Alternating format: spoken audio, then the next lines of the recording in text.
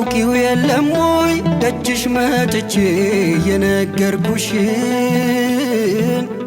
ብሶቴን ሁሉ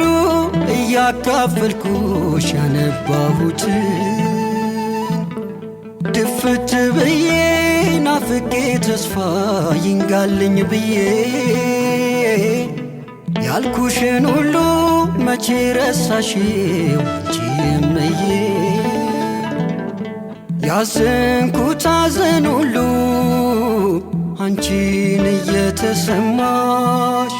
የልጅነቴን ጩኸት በእናትነትሽ ሰማሽ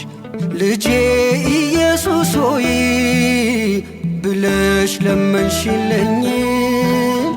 ዳግም በሕይወት እንድኖር እድል አሰጠሽኝ